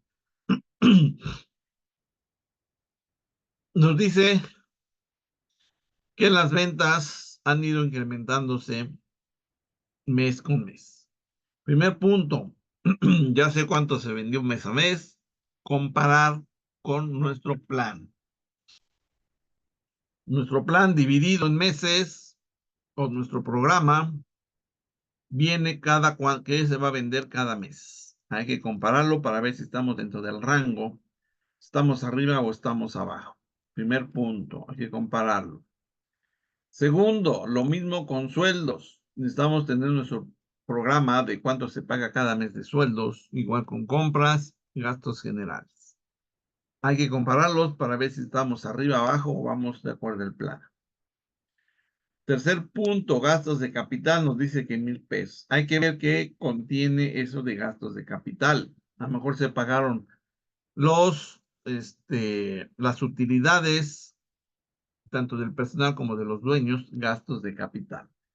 O algún propietario se salió y hubo que pagarle esta cantidad para que, a cambio de sus, acciones de la empresa. No sabemos, hay que ver el detalle. Pero tenemos que analizar lo siguiente. Ya vimos que venta se fue incrementando mes a mes, pero sueldos y salarios, si se fijan, es muy variado. No podemos considerar como gasto fijo porque es muy variado. Empezamos enero con 300. En febrero se incrementó como un 60% y subimos a 500. Marzo a 600, aunque abril bajó, sigue siendo muy alto. ¿Por qué se incrementó tantos sueldos y salarios? ¿A qué se debe? Si nuestras ventas nada más se incrementaron un 10, un 20 y un 30% con respecto a enero. No podemos darnos esos lujos de contratar tanta gente o de pagarle tanto si nuestras ventas no crecen de ese mismo ritmo. Si dijéramos está indexada las ventas y como mis ventas aumentaron 10%, pues lo que menos debo de incrementar mis sueldos es 10%. Debe ser menos, pero máximo 10%. Y si cada mes sube ese 10%, pues no corresponde. De 300 a 500 es mucho, y sobre todo de 300 a 600 es el doble. En marzo pagamos el doble de sueldos que en enero, entonces, y nuestras ventas nada más subieron un 20%, no corresponde, no hay lógica, por lo tanto hay que revisar por qué se pagó tanto en esos meses, por qué se sigue pagando esas cantidades y las ventas no han subido considerablemente. Lo mismo en compras que hay siempre lo de almacén, pues sí se ha subido ese porcentaje de ventas, pero en compras se subió muchísimo. Un 30% se subió en cada mes con respecto a enero. La verdad no es como para eso, sino que siendo que las ventas nada más se incrementaron 10%. Entonces, tampoco corresponde, hay que analizar ahí a detalle qué se compró, por qué se compró, quién autorizó, quién no autorizó, a dónde fue a dar, dónde está guardado, quién se lo quedó. Todos esos detalles hay que revisarlos. Lo mismo con gastos generales. Si se fijan gastos generales, en enero eran 200, no sé qué incluyan, pero es mucho. Luego se sube a 500. Lo mismo. ¿Por qué subió tanto? Aunque luego baja, pero aún así sigue muy alto. Hay que revisar qué contiene gastos generales y por qué tan elevados. No corresponde en ningún momento, porque si nuestras ventas van creciendo un 10%, es lo que debería de subir por lo menos mes a mes. Aunque debe ser menos, pero máximo un 10% si lo indexamos a las ventas. Hay que revisar nuestros planes, hay que ver qué presupuesto tenemos de sueldos y salarios, si está dentro del programa o está fuera de. Y ahí tomar decisiones y corregir. Por eso es importante ir revisando mes a mes. Si hubiéramos tomado medidas en el mes de enero y vemos sueldos y salarios porque está tan elevado, que es el 30% de nuestras ventas, es muchísimo. O estoy teniendo pocas ventas o mis sueldos y salarios están muy altos, muy igual compras. Hay que ver por qué. No se digan gastos generales. Si lo hubiéramos visto en enero, tomamos medidas, tomamos decisiones y corregimos, no dejamos que llegue a este nivel. En febrero se incrementó muchísimo todos nuestros gastos. Más del 60% se incrementaron nuestros gastos. ¿Por qué? Si no lo vimos en el mes de febrero, en enero, a lo mejor tampoco en febrero. Porque en marzo se incrementaron más. Entonces hay que ver por qué realmente no se tomaron decisiones en estos meses.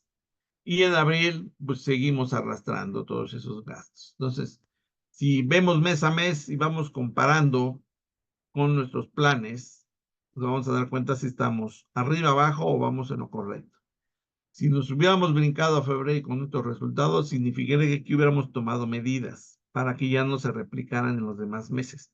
Por eso, en la medida que vayamos viendo nosotros mes a mes este tipo de situaciones, de esos tipos de estado de resultados, de balanza o de flujo, mes a mes, con eso nosotros nos vamos dando guías para tomar decisiones. No estar esperanzados a que al final de un año queramos tomar medidas cuando pues ya pasó el tiempo y ya no hay ni cómo. Por eso si lo hacemos mes a mes, exactamente en ese momento sabemos y podemos corregir con decisiones acorde a lo que está pasando.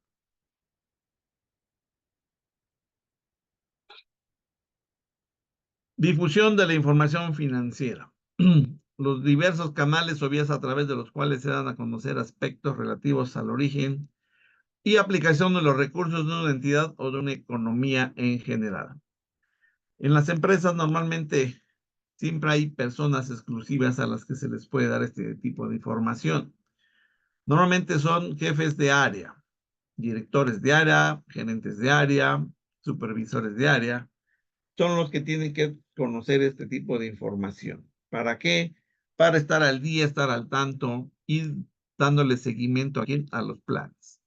En la medida que vamos conociendo todos estos datos, las personas encargadas de cada área van a tomar medidas que está proponiendo el administrador o la gerencia o el director. ¿Para qué? Para si hay desviaciones en contra, volver al rumbo. Si vamos bien, mantenerlo y mejorarlo. Y si vamos arriba, sobre todo, no dejarlo caer, que permanezca arriba. Entonces, si se fijan, las decisiones van a depender de los resultados a la hora de comparar el plan con los resultados actuales. En esa medida se van tomando decisiones y ese es el medio de información, a través de esos canales, en este caso de los jefes de área, para que ellos empiecen a tomar medidas de acuerdo a lo solicitado por la gerencia. ¿Qué es una técnica contable? Dice que tiene como finalidad apoyar y optimizar los procesos de la administración y de la economía de una empresa. Su aplicación requiere de objetivos claramente definidos y aplicables, factibles de utilizar con precisión para operar con eficiencia. Esas técnicas contables normalmente están dentro de las reglas, acuérdense de las NIF. Esas técnicas contables son para, como dice aquí, apoyar y optimizar procesos de la administración y de la economía de una empresa. Es darle un proceso a toda la recolección de datos financieros de una empresa, darle orden y darle una aplicabilidad para que se tomen decisiones. En la medida que se dé la información, se toman decisiones.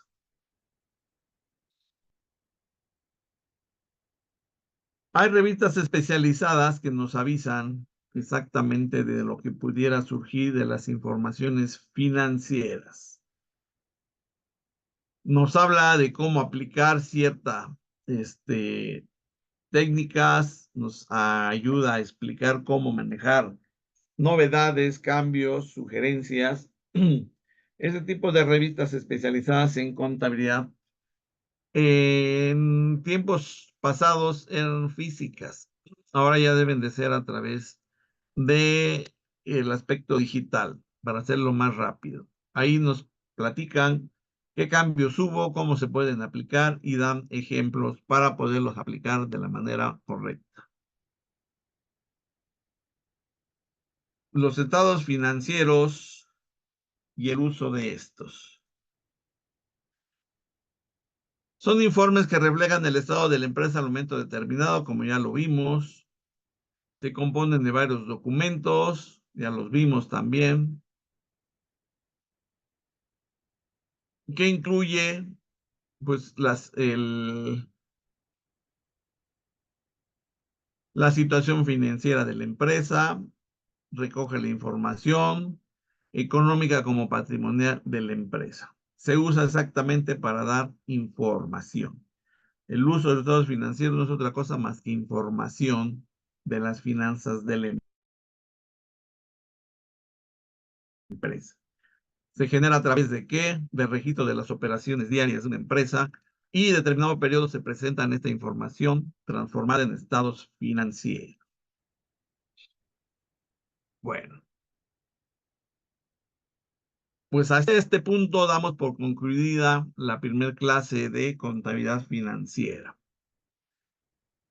Agradeciendo su atención, en espera de participar la próxima clase, en la segunda de esta materia, contabilidad financiera. Agradezco su presencia y muchísimas gracias.